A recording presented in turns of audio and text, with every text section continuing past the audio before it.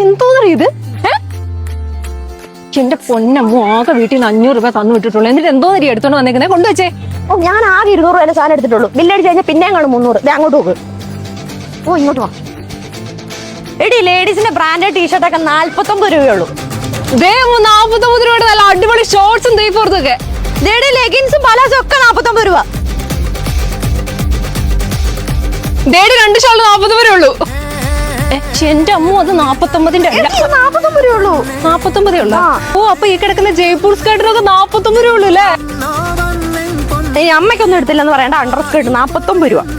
ബോയ്സിനും ഗേൾസിനും പറ്റിയ pant shorts 49 രൂപയ്ക്ക്.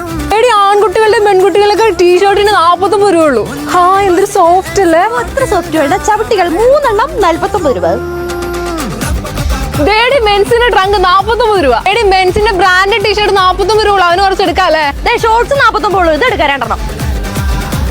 2 പാന്റീസുകൾ 49 രൂപ ഉള്ളൂ. അതിനെന്താ 2 ബ്രാ 49 ഉള്ളൂ. ബക്കറ്റ് 49 രൂപ. അമ്മ മെൻസിന്റെ ബ്രീഫ് 2 എണ്ണം പില്ലോ ലേഡീസിന്റെ ഷോർട്ടപ്പ് ഒക്കെ 49 രൂപ ഉള്ളൂ. എനിക്കറിയാം. അഡ്ലസ് അടിപൊളിയാണല്ലേ? 49 രൂപയ്ക്ക് എന്തോരം കളക്ഷൻസ് അല്ലേ? അതെ ഒക്ടോബർ 14 വരെ ഉള്ളൂ. ഞങ്ങളുടെ 1-2 പ്രാവശ്യം കൂടെ വരാല്ലേ?